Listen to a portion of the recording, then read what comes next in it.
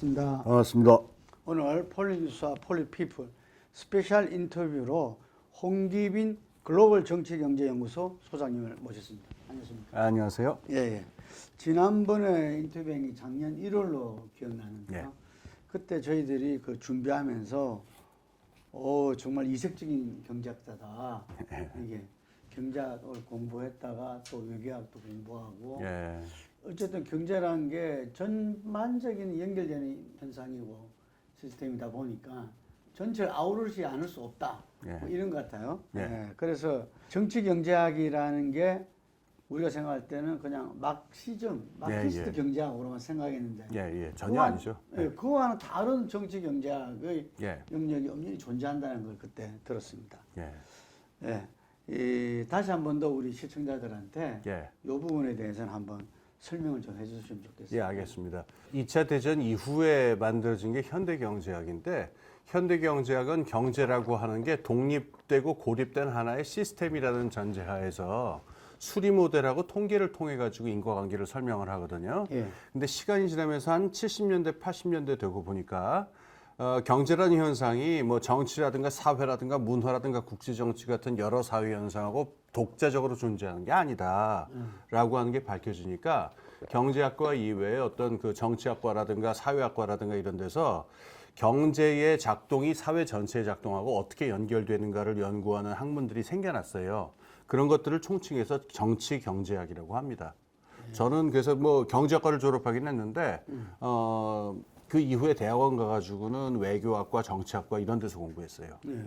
세계적인 어떤 경제 위기 상황이잖아요. 예. 그 러시아 우크라이나의 전쟁, 그다음 팬데믹 그 계속적으로 지금 진행 중에 있고, 그랬을 때 우리나라도 지금 총체적인 그 위기인데 거기에 대한 어떤 이 해법이 이렇게 잘 안 보이는 것 같고요. 뭐 윤석열 대통령은 뭐 할 수 있는 게 없다는 이 발언도 하고 그랬는데.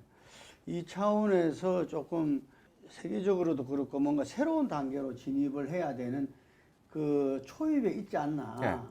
이럴수록 제일 중요한 게 방향 정립 아니겠습니까? 그 부분에 대해서 좀 이야기 말씀. 예, 알겠습니다. 제가 그 2020년이죠. 그 팬데믹이 시작된 초기에 인터뷰를 몇 개 매치하고 했었었는데 그때 제가 말씀드렸던 요점은 이게 한두 가지 단순히 어떤 그 질병이 창궐하는 것이 아니고요. 이걸 계기로 해서 글로벌 시스템이라고 할 만한 것이 붕괴하는 일이 순차적으로 벌어질 것이다라는 얘기였었어요. 그러니까 지난 한 40년 동안 1980년 중반 후반에 맹그러져 가지고 지금까지 유지된 지구적인 시스템이라는 게 있어요. 지정학적 구조라든가 지구화된 산업 구조라든가 금융 구조라든가 이런 것들이 팬데믹 때문에 직접 다 이렇게 시스템이 바뀔 것이다라고 하는 말씀을 드렸는데 그 다음에 한 2년 동안 제가 그 관찰을 하면서 이런 예언은 좀 틀렸으면 좋겠는데 이게 맞아 떨어지는 걸 보면서 이제 굉장히 좀 그 마음이 암울했습니다. 팬데믹 때문에 우선 지금 형성되어 있는 한 3가지 정도의 악순환 고리를 말씀을 드릴게요. 팬데믹 때문에 제가 저런 말씀을 드렸는데 미국하고 중국의 관계가 굉장히 악화될 것이다. 물론 그전부터 나빴습니다. 트럼프 때도 안 좋고 오바마 때도 안 좋았는데 굉장히 악화될 것이고 지정학적인 관계가 악화될 것이다 말씀드렸는데 아니나 다를까 굉장히 악화됐을 뿐만 아니라 그 틈을 비집고 지금 러시아까지 등장을 해서 지금 우크라이나 전쟁이 벌어졌죠. 그래서 지금 우크라이나 전쟁이 벌어진 상태에서는 이게 지금 유럽이라든가 다른 나라 이 중앙아시아 문제까지 비화가 돼가지고 그 전 40년 동안 유지되어 있었던 전 지구적인 지정학적 시스템에 있어서 근본적인 변화가 벌어지기 시작했어요. 이게 첫 번째 되먹임골입니다. 지금부터 향후 한 5년, 10년 동안 이게 선순환 고리로 되돌아올 가능성을 전망하기 쉽지 않습니다. 그 다음에 제가 두 번째로 말씀드린 게 이게 지구적인 산업화의 고리를 건드릴 것이다. 전 지구적으로 지금 그 지구적인 가치 사슬이 연결돼 있고 지구적인 국제적인 산업 구조의 그 분업이 있었는데 이게 타격을 받을 것이다. 이게 제일 먼저 심하게 나타난 것이 에너지 부분하고 물가 그 식량 부분하고 그다음에 원자재 부분이에요. 그래서 2021년 하반기부터 국제시장에서 여기서 큰 어떤 그 가격 변동이 벌어지다가 2022년에는 아니나 다를까 이게 전 세계적인 인플레이션으로 벌어졌습니다. 그리고 이 두 번째의 악순환고리가 첫 번째 악순환고리, 그 지정학적인 악순환고리하고 긴밀하게 연결이 되어 있기 때문에 하나가 돌아가면 다른 것도 같이 돌아가고 서로를 강화시키는 관계입니다. 그 다음에 이제 세 번째 악순환고리가 나왔는데 금융화가 깨질 것이다라는 말씀도 제가 2020년 초에 드렸는데 지금 인플레이션을 막기 위해서 미국 연준에서 계속 금리를 갖다가 올리다 보니까 지금 미국이라든가 주요 선진국에서의 어떤 그 경기 침체 같은 거는 말할 것도 없고 개발도상국 그러니까 스리랑카라든가 이런 나라부터 시작해가지고 개발도상국들은 지금 경제가 붕괴하기 직전인 나라들이 많습니다. 이 자본 이동이라든가 이런 것 때문에. 그래서 이게 다시 한번 이 세 번째 순환고리가 다시 한번 돌아서 첫 번째, 두 번째 순환고리를 다시 한번 악화시킬 텐데 가장 두려운 사태는 네 번째의 순환고리입니다. 그거는 지금 2050년까지 전 지구적으로 그 넷제로 그러니까는 탄소 그 이 기후 위기에 대응하기 위한 그게 있었잖아요. 예.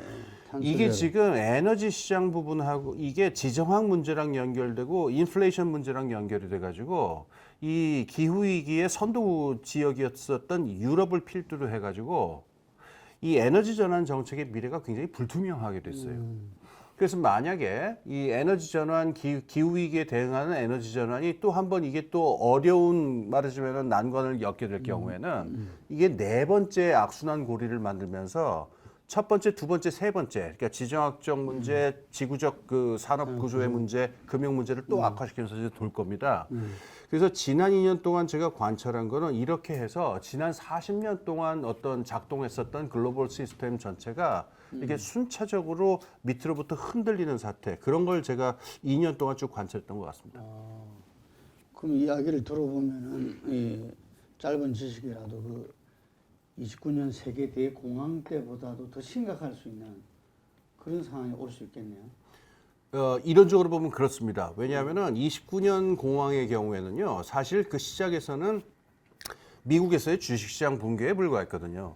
그걸 막을 수 있는 방법이 여러 가지가 있었는데 그게 순차적으로 이제 금융위기로 덜치고 그게 지정학적 위기로 가서 순차적으로 이렇게 됐는데 지금의 경우에는 진행되는 속도가 훨씬 빠르고 압축적이에요.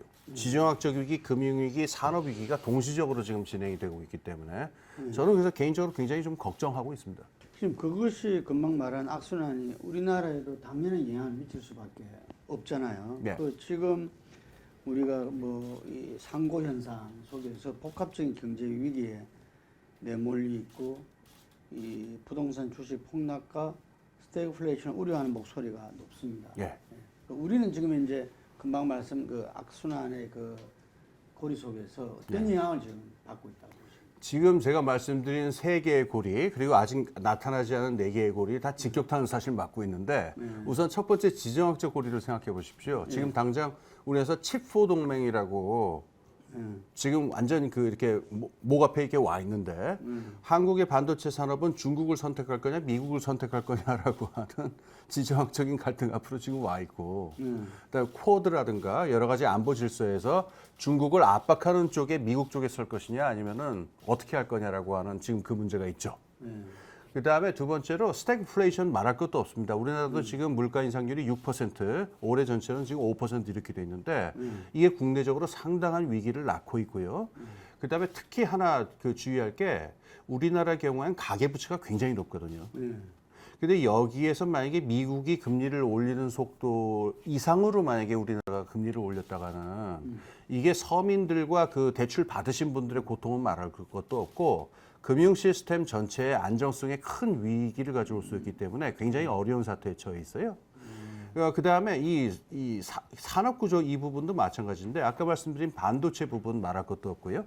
그 다음에 배터리라든가 전기차라든가 에너지 같은 거를 어디서 해올 것이냐 이런 부분에서 과연 미국이 책임을 져줄 것이냐 어려운 지점들에 처해 있습니다. 현재 윤석열 정부가 지금 출마한 지 채 100일도 안 돼가지고 뭐 온갖 쇄신을 요구받는 그런 상황인데 어쨌든 경제 정책만 본다면은 민간 주도 성장을 위한 감사와 규제 완화 어쨌든 그런 목소리만 들려요. 예. 근데 과연 지금 이 방법이 과거 성장 일변도 경제정책 모델 아니냐. 예, 예. 뭐 이런 이 지적도 있고 이런데 예. 그 상당히 윤석열 정부의 예를 들면 추경호 경제부총리가 과연 이 난국을 헤쳐나갈 만한 예. 그걸 갖고 있는가 예. 그 부분에서는 이 전문가들이 굉장히 회의적이더라고요. 예, 예. 그래서 예. 요즘에 대해서 좀 한 말씀 알겠습니다. 부탁드리겠습니다. 제가 먼저 그 비유를 하나 들게요. 제가 이제 고등학교 때 그 이제 음악회 클래식 음악회 교향악 음악회를 갔다가 제 친구 하나가 저한테 참 무식한 질문을 했는데 저도 무식해서 제대로 답하지 못했어요. 뭐냐면은 지휘자가 왜 필요하냐라는 게 그 친구의 질문이었어요. 그러니까 어차피 그 클래식 교향악단에 계신 분들은 다 1급 연주자들이고 악보도 다 있고 그거대로 가면 되는데 지휘자는 뭐하러 서가지고 저렇게 이러고 있느냐라고 하는 얘기인데 굉장히 무식한 얘기죠, 사실은. 어떤 음악이 만들어지기 위해서는 그런 유능한 관료들이 있고 유능한 어떤 정책 매뉴얼들이 있다고 하더라도 지금 집중점을 어디로 잡고 지금 문제가 무엇이고 지금 상황을 어떻게 해석해서 어디에 강점을 주느냐를 가지고서 이게 예술이 되느냐 마느냐가 이제 결정이 되지 않습니까? 제가 생각하기에 우리나라 정제 정책에서 가장 나쁜 속담이 하나 있는데 옛날에 어떤 대통령이 머리는 빌려 쓸 수 있는데 몸은 빌려 쓸 수 없다 그래가지고 매일 아침 아침 운동만 하신 분이 있어요. 뭐 그분의 평가에 대해서 말하는 게 아니고 이게 경제 정책에서 굉장히 안 좋은 말씀인데 지금 경제 상황은 앞에 쭉 말씀드렸듯이 교과서에 나오는 매뉴얼로 대응할 수 있는 상황이 아니에요. 그러니까 지금 있는 경제학 교과서는 대략 1980년대에서 90년대 초까지 형성된 그런 경제학 교과서고 그 교리에 입각해 있는데 지구 경제 상황은 말할 것도 없고 지정학적이라든가 국내의 불평등 상황이라든가 모든 게 달라졌기 때문에 지금 같은 스태그플레이션 상황은 경제학 교과서의 매뉴얼로 대응할 수가 없습니다. 그러면은 뭐 이단적이라고 부르기도 하는데 policy mix라고 그래요.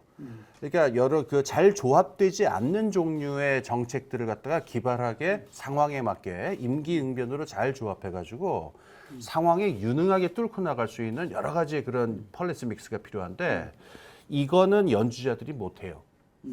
관료들이라든가 이 매뉴얼을 숙지하신 교수님들, 학자님들이라든가 이런 분들이 할 수 있는 건 아니고 전체를 이끄는 정치가들이 사실 책임지고 끌고 나가야 되는 문제입니다.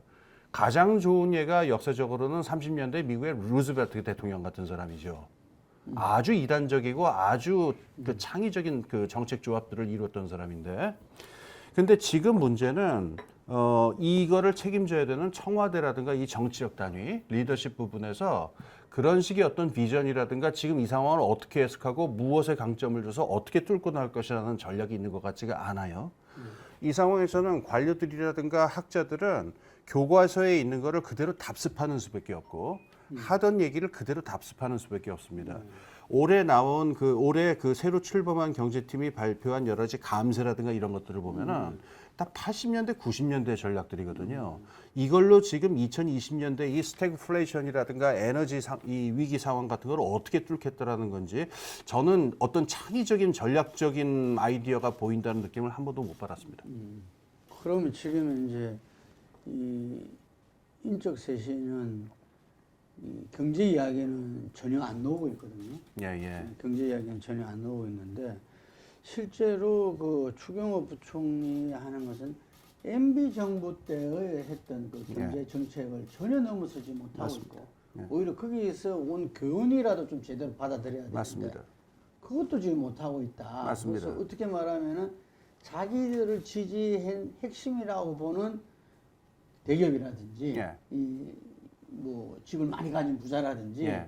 이런 사람들은 정책 방향을 맞추고 있다. 예. 그 보거든요. 예, 예. 이게 이래 되면은 지금 우리 이 경제 위기 상황 속에서 곧 엄청난 더 위기가 가중되고 예.